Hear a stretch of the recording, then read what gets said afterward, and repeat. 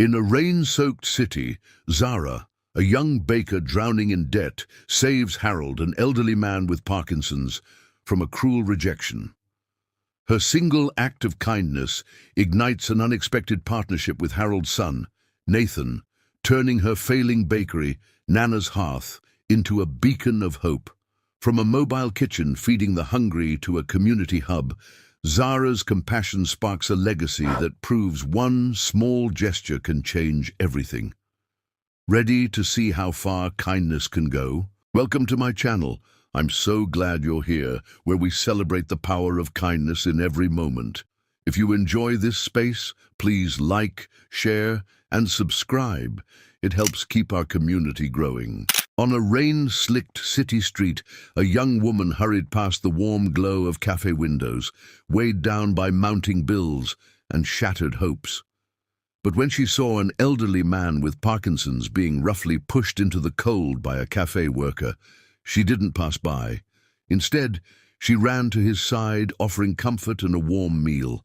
Little did she know this simple act of compassion would set off a chain of events that would transform her life. Before we dive into this tale, let us know where you're watching from. We'd love to hear your thoughts. The rain began as a soft drizzle, tapping lightly on the uneven pavement of Maple Street, before thickening into a steady downpour that blurred the neon signs into streaks of amber and violet across the wet asphalt. Zara pulled her coat closer, her worn boots splashing through puddles, her breath forming faint clouds in the chilly air. Her small bakery, or what remained of it, was 2 blocks away, a weary little shop tucked between a thrift store and a shuttered laundromat. But tonight her mind wasn't on the bakery yet. Tangled instead in numbers that refused to balance, medical debts that kept growing, and a heaviness in her heart no scarf could fend off. As she passed the sleek windows of an upscale cafe, the kind she'd never dream of entering, she heard a disturbance.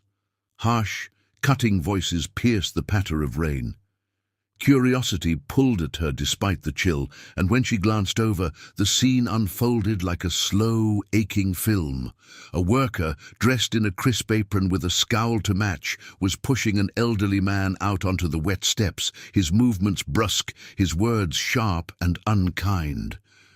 "You're bothering the customers. We don't serve your kind here."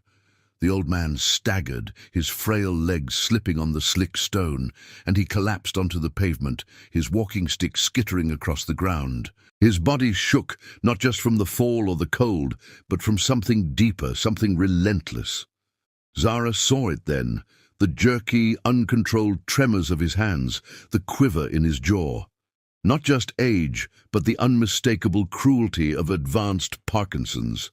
Her chest tightened. Without a second thought, she dashed through the rain, her boots skidding slightly, and knelt beside him. "Sir, are you okay? Can you move?" Her voice was gentle, warm, cutting through the shame that made him avoid her gaze. Slowly, he nodded, struggling to sit up, his breath coming in short, shaky bursts. His grey hair was plastered to his face, soaked through, and the threadbare cuffs of his coat were dark with water.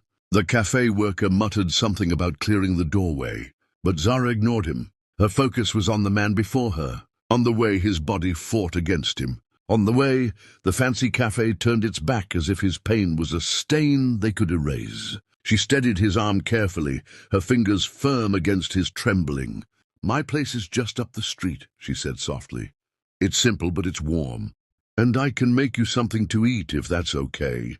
The man hesitated, blinking up at her, confusion and embarrassment flickering across his lined face. But something in Zara's steady, kind eyes made him nod faintly.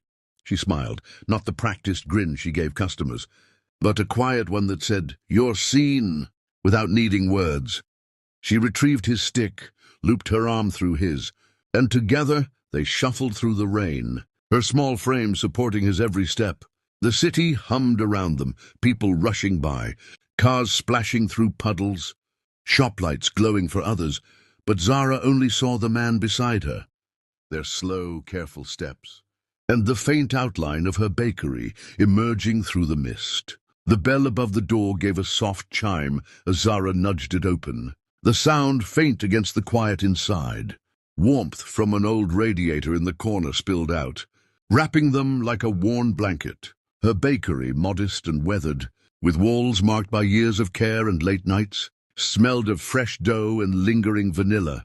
Zara guided the man to a table near the back, close to the heater, where the faded cushions still held the day's warmth, and eased him into the seat, propping his stick securely. She noticed his hands, still shaking as he tried to smooth his drenched coat, his fingers fumbling like leaves in a storm, and a pang of anger and sadness gripped her. Anger at a world that could discard someone so easily. She steadied herself, resting a hand on the table, and offered a small smile. "You rest here, okay? I'll make you something good. No charge, no trouble." The man looked up, his eyes glistening under the dim lights, his voice rough but earnest.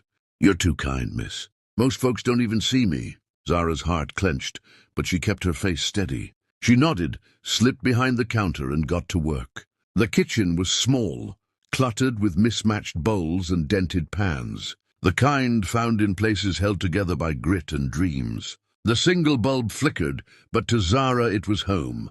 She gathered what she had left, some kale, a chunk of smoked sausage, a few yams, and a wedge of cornbread baked that morning, still soft and golden. Her hands moved with practiced ease, chopping and stirring, the rhythm easing the knot of worry in her stomach. Through the pass-through window, she could see him, sitting quietly, glancing around the bakery with a look she knew too well, the guarded posture of someone expecting to be turned away.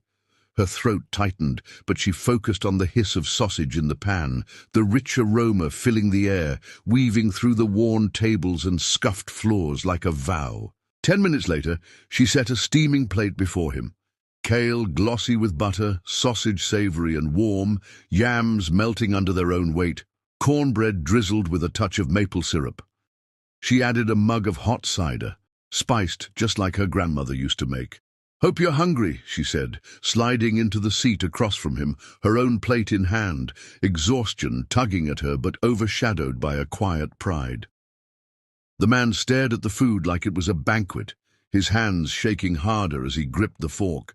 Zara didn't hurry him, didn't look away, just ate her own meal as if sharing a table with a stranger in her nearly empty bakery was the most natural thing. They talked slowly, cautiously at first, his voice halting between tremors. His name was Harold, and he'd lived on the city's fringes for years, scraping by after Parkinson stole the steady hands he'd used as a carpenter. He spoke of lonely days, of people turning away when he reached for change, of a world that felt colder and faster. Zara listened, her fork pausing, her face soft in the warm light. When Harold asked about her, almost timidly, Zara surprised herself by opening up, about losing her parents young, about her grandmother raising her and her brother on bakery scraps and hand-me-downs, about this shop being her grandmother's dream, a place to nourish people, to make them feel they belonged. She admitted tomorrow might be the end, with debts too steep and hospital bills for her grandmother growing. How she couldn't keep fighting a losing battle, even if it broke her to let go. Harold listened, nodding slowly, his face grave, his hands resting carefully as if he didn't trust them. When they finished, plates clean, Zara helped Harold up, his stick tapping softly as she guided him to the door. The rain had eased to a light mist, the streets gleaming like polished silver. She hailed a cab, slipping a few crumpled dollars to the driver with Harold's address, then turned to him.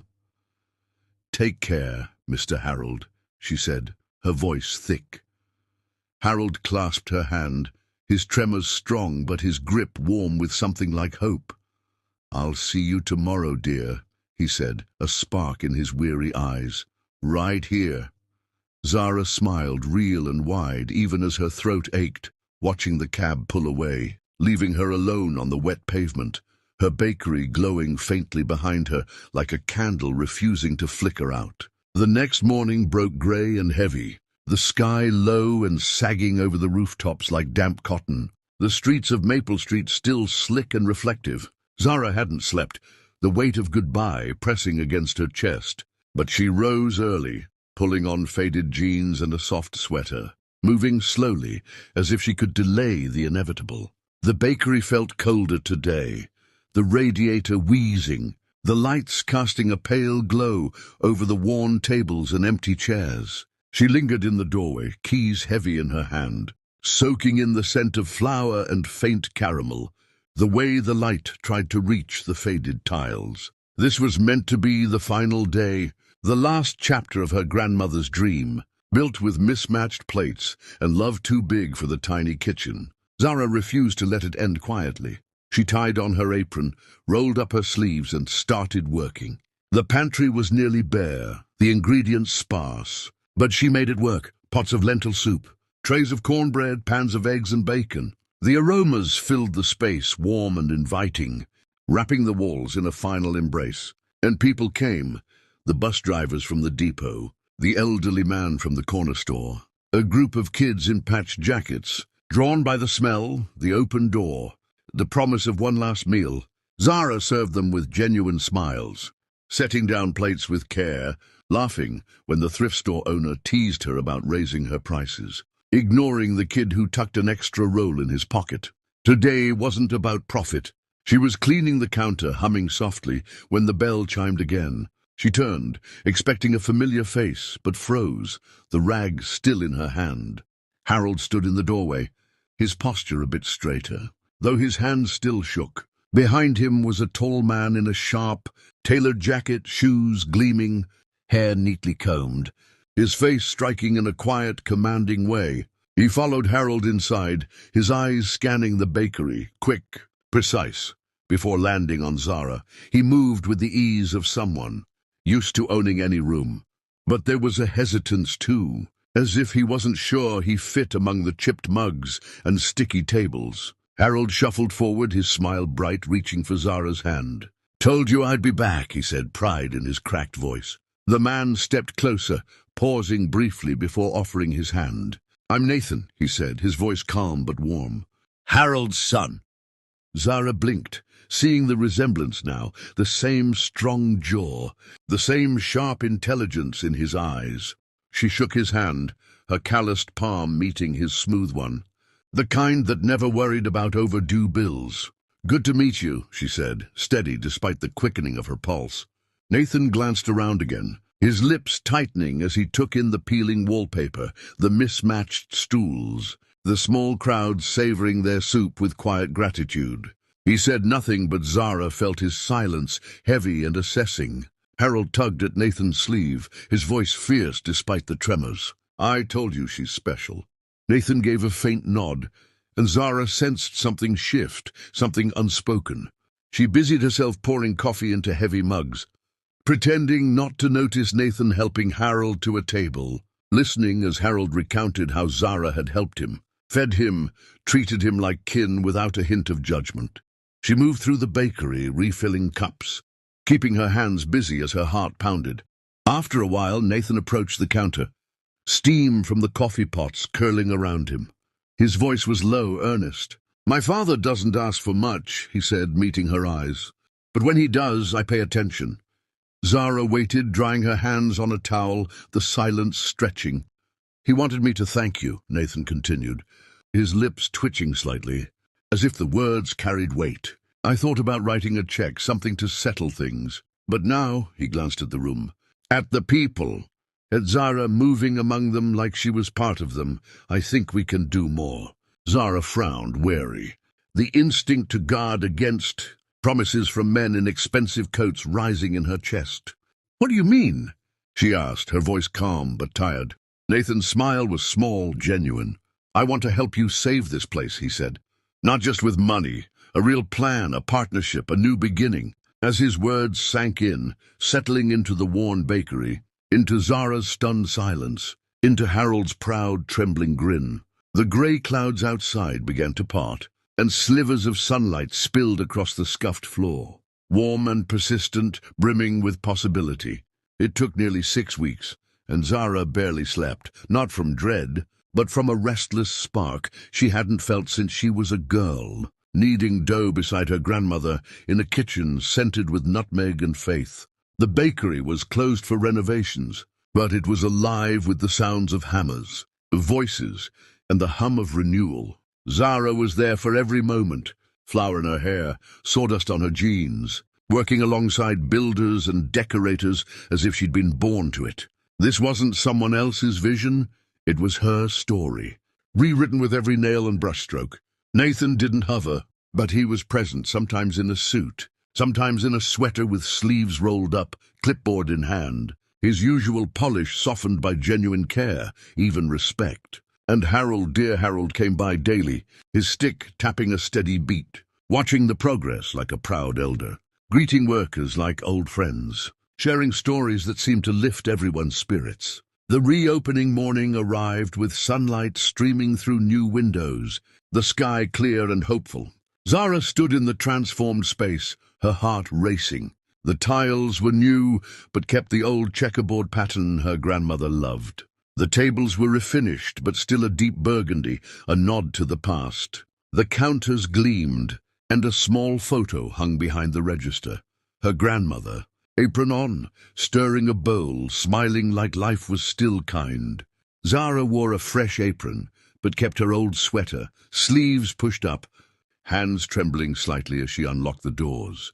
The crowd was small but warm, neighbors, regulars, people drawn by the story from across the city. Just before the first customers entered, Zara saw Nathan standing quietly to the side, watching her with steady calm, and beside him Harold, hat tipped back, smiling like the sun itself. That day the bakery, now called Nana's Hearth, served over 200 meals, turning no one away. Zara didn't pause, serving plates, greeting old friends, welcoming new faces, her smile brighter than it had been in years. Late that afternoon, as the rush eased and sunlight pooled across the floor like honey, Nathan asked her to step outside. On the sidewalk, he handed her a thick folder, official and heavy. She opened it, blinking at the documents, incorporation papers, bank forms, a trust agreement. "What's this?" she asked, her voice soft. Nathan's smile was warm, serious. "It's a foundation," he said. "Nana's Hearth Foundation. You'll lead it. Every sale here feeds a fund to provide meals and support for struggling families. We've seeded it to run for a year. After that, the more this place thrives, the more it can give." Zara stared, her fingers shaking on the papers, her breath caught. "You trust me with this?" she asked, doubt lingering. Nathan didn't waver. "I've never trusted anyone more." Harold stepped closer, resting a trembling hand on her shoulder, his voice gruff but tender. "You treated me like kin, dear. Now the world gets to know what that feels like." Tears stung Zara's eyes, but she held them back. She looked at the bakery, its windows glowing, the sign catching the fading light, and felt her grandmother's presence like a warm breeze. This wasn't an end or just a start. It was a promise that true kindness didn't vanish when the day ended. It took root, it nourished, it built something lasting. As the door swung open behind her, the bell ringing clear and sweet, Zara smiled, stepped inside, and kept going. Join us to share inspiring stories by hitting like and subscribe. Don't forget to turn on the notification bell for daily lessons and heartfelt connection. The weeks following the reopening of Nana's Hearth were a whirlwind, each day blending into the next with a rhythm of clattering dishes, warm laughter, and the steady hum of a community knitting itself tighter. Zara moved through the bakery with a quiet confidence she hadn't known she possessed, her hands steady as she kneaded dough or ladled soup, her smile a beacon for those who shuffled through the door, some familiar, some strangers, all drawn by the promise of a meal and a moment of belonging. The foundation was still in its infancy, but already Zara had begun mapping out its first steps, partnering with local shelters to deliver meals, setting up a weekly free breakfast for kids before school, and even planning a small garden out back to grow fresh herbs and vegetables. Every idea felt like a seed planted, each one carrying the weight of her grandmother's dream to feed not just bodies but hearts. But the work wasn't without its challenges. The bakery's new shine didn't erase the old struggles entirely. Suppliers were sometimes late. The ancient oven had a temperamental streak, and Zara still woke some nights with a knot in her chest, worrying about the foundation's finances or her grandmother's latest hospital visit. Nathan had promised a year's seed money, but Zara knew sustainability would depend on the bakery's success and her ability to keep it thriving. She threw herself into learning, poring over spreadsheets late at night, attending community business workshops, even experimenting with new recipes to draw in curious customers. Her spiced apple muffins, inspired by a childhood memory of her grandmother's orchard, became a neighborhood favorite.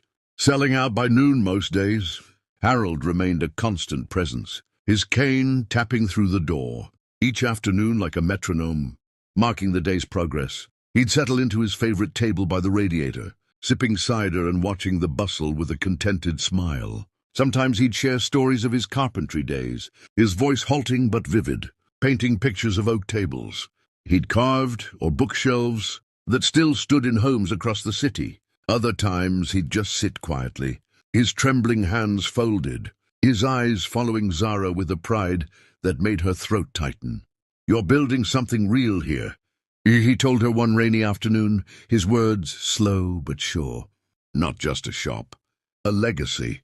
Zara ducked her head, busying herself with wiping down the counter, but his words settled into her bones, warm and heavy. Nathan, too, became a familiar figure, though his visits were less predictable. He'd drop by unannounced, sometimes with a stack of papers for the foundation, sometimes just to check in, his polished demeanor softening each time he stepped through the door.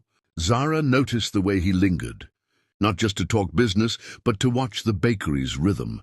The kids giggling over free cookies, the old man from the bus depot telling tall tales, the quiet gratitude of a single mother who could afford a warm meal for her kids. Once she caught him helping a teenager fix a wobbly chair, his expensive watch glinting as he tightened a screw, a faint smile tugging at his lips.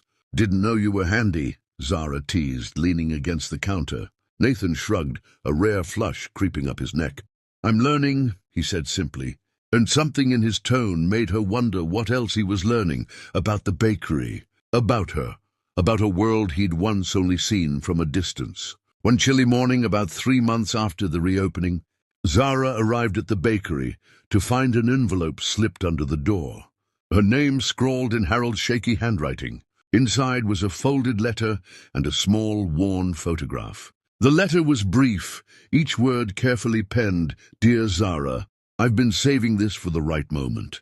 This is my wife, Clara. She loved places like yours, places that felt like home. I think she'd be proud of you, like I am. Keep going, Harold." The photo showed a woman with kind eyes and a wide smile, standing in a garden, a basket of flowers in her arms. Zara's chest ached as she tucked the photo into her pocket, her fingers brushing the edges as she worked through the morning. Later, when Harold arrived, she hugged him without a word, and he patted her shoulder, his tremors steady against her. That same day, Nathan showed up with news that set Zara's heart racing. He'd connected the foundation with a local non-profit that wanted to fund a mobile kitchen, a van to deliver meals to underserved neighborhoods. "It's a big step," he said, spreading blueprints across a table, his voice steady but tinged with excitement. "You'd oversee it, hire a small team, map the routes. It could double the foundation's reach." Zara stared at the plans, her mind spinning with possibilities and doubts. Could she handle this? Was she ready to lead something so ambitious? But then she thought of Harold's letter, of her grandmother's photo behind the register, of the kids who'd started calling the bakery Nanas, like it was their own. She nodded, her voice firm. "Let's do it." The mobile kitchen launched 2 months later, a bright blue van with Nanas, Hearth Foundation, painted in bold letters along the side. Zara drove it herself on the first run, navigating narrow streets to a community center where families waited, their faces lighting up at the sight of steaming trays of food. Harold insisted on coming along, perched in the passenger seat, pointing out shortcuts with a grin. "Told you," he said as they parked, his voice thick with pride. "You're feeding the world now." Zara laughed, but her eyes stung, and when she caught Nathan watching from the crowd, clapping quietly, she felt something shift, a quiet certainty that this was where she was meant to be. As spring bloomed across Maple Street, Nana's Hearth grew into more than a bakery. It became a hub. Mothers swapped stories over coffee. Teens studied at the tables after school, and volunteers signed up to help with the mobile kitchen. Zara hired 2 part-time cooks, both single parents who'd been customers first, and trained them herself, passing on her grandmother's recipes. The foundation's fund grew steadily. Each meal sold, adding to the pot that fed families across the city. Zara still felt the weight of responsibility, but it was lighter now, shared with a community that believed in her as much as she believed in them. One evening, as the bakery closed and the last customers drifted out, Nathan lingered, helping Zara stack chairs. The air was soft with the scent of fresh bread, the lights casting long shadows across the checkerboard floor. "You've done more than I imagined," he said, his voice quiet, his usual reserve gone. Zara paused a chair halfway to the table and met his eyes. "Couldn't have done it without you," she said, meaning it. "Or Harold." Nathan smiled, a real one, unguarded. "You would have found a way," he said. "You always do." For a moment they stood there, the silence warm, the space between them small, but charged with something unspoken. Zara's heart skipped, but she just nodded, turning back to the chairs, letting the moment settle like dust after a long day. Months later, on the bakery's first anniversary, Zara stood outside with Harold, Nathan, and a crowd that spilled onto the sidewalk. They unveiled a new sign, Nana's Hearth, where every meal builds a home, the mobile kitchen parked nearby, volunteers handing out free cornbread to passers-by. Harold, leaning on his cane, gave a short speech, his voice shaky but strong, telling the story of the night Zara found him, of a kindness that changed everything. When he finished, the crowd cheered, and Zara felt her grandmother's spirit in the breeze, in the laughter, in the warmth of the hands that reached for hers.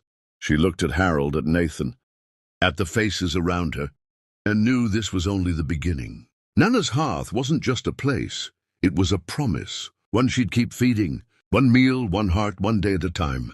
Join us to share stories that matter. Hit like, subscribe, and turn on the notification bell to start each day with inspiration and hope. Thank all for watching.